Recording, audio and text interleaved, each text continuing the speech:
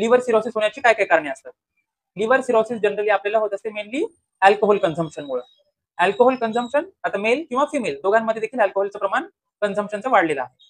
Generally alcoholic patients यामध्ये liver cells destruction होण्याला चालू होत असते. परंतु दुसरं कारण आहे की लिव्हर जे पेशंट अल्कोहोलिक असतात त्यांच्यामध्ये न्यूट्रिशनल डेफिशियन्सीज होत असतात. अल्कोहोलिक पेशंट्स खाण्यापिण्यावर लक्ष देत नाहीत, त्यामुळं त्या लिव्हर सेल डॅमेज होतात. त्यामुळं आणि जे खाण्यापिण्यामुळे आपल्याला काही मिळालेले नसतात मायक्रोन्यूट्रियंट्स ते रिजनरेशन करण्यासाठी आपल्याला व्यवस्थित मदत होत नाही, त्यामुळं सिरोसिस होण्याचे जास्त चान्सेस असतात. त्यानंतर दुसरं कारण आहे हिपॅटायटिस किंवा व्हायरल इन्फेक्शन. व्हायरल इन्फेक्शन मध्ये महत्वाचं आहे हिपॅटायटिस. हिपॅटायटिस हे वेगवेगळ्या प्रकारचे असतात, जसे की हिपॅटायटिस ए, हिपॅटायटिस बी, हिपॅटायटिस सी, डी, ई आणि जी असे वेगवेगळे हिपॅटायटिस झाल्यामुळे देखील लिव्हर सिरोसिस होण्याचे चान्सेस वाढतात. त्यानंतर तिसरा कॉज आहे ओबेसिटी. आजकाल बऱ्याच जणांचं वजन खूप वाढलेलं आहे, त्यामुळं फॅटी इन्फिल्ट्रेशन झाल्यामुळे आपल्याला लिव्हर सिरोसिस होण्याचे चान्सेस वाढतात.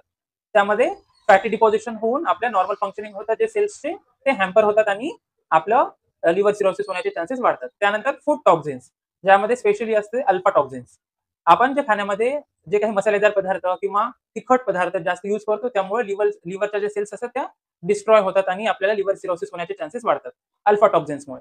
त्यानंतर बऱ्याच वेळेस आपल्याला हिमोक्रोमॅटोसिस म्हणजे मेटाबॉलिक डिस्टर्बन्सेस झाल्यामुळे, जसं की मेटाबॉलिझम मध्ये अनकंट्रोल्ड जर आपलं आयर्न ऍब्झॉर्प्शन होत असेल किंवा विल्सन्स डिसीज असेल ज्याच्यामध्ये कॉपरचं ऍब्झॉर्प्शन डिस्टर्ब झालेलं असते, अशा केसेसमध्ये आपल्याला लिव्हर सिरोसिस होण्याचे चान्सेस वाढलेले असतात. त्यानंतरचं कारण आहे नॉन अल्कोहोलिक स्टियाटोहिपॅटायटिस. अशा केसेसमध्ये जे पेशंट अल्कोहोलिक जरी नसतात अशा पेशंटमध्ये लाईफस्टाईल चुकीची झाल्यामुळे आपल्याला लिव्हर सिरोसिस होण्याचे चान्सेस वाढतात, जसं की अनहेल्दी खाणं पिणं, त्याचबरोबर एक्सरसाइज न करणं, बऱ्याचशा गोष्टींमुळे आपल्याला लिव्हर सिरोसिस होण्याचे चान्सेस वाढतात. त्यानंतर पुढचं कॉज बघायचं झालं तर जेनेटिक. आजकाल चाइल्डहुड लिव्हर सिरोसिस होण्याचे देखील चान्सेस वाढलेले आहेत, ज्याचं कारण आहे की जेनेटिक. त्याचबरोबर दुसरा कॉज आहे की ऑटो इम्युन डिसीजेस.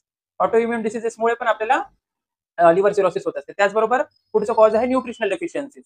जर खाण्यापिण्यामध्ये आपल्याला vitamin A, beta carotene, vitamin C, vitamin E हे जर व्यवस्थित भेटलं नसेल तर आपल्या लिव्हर डॅमेज सेलचं जे डॅमेज झालेलं असतं ते व्यवस्थित रिजनरेशन होत नाही आणि लिव्हर सिरोसिस होण्यामध्ये त्याचं रूपांतर होत असते.